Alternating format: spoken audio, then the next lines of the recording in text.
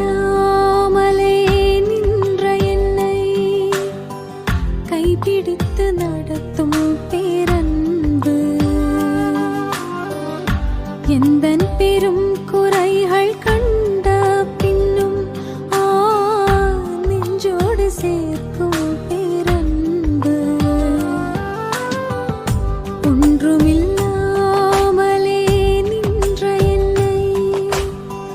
கைபிடித்து நடத்தும்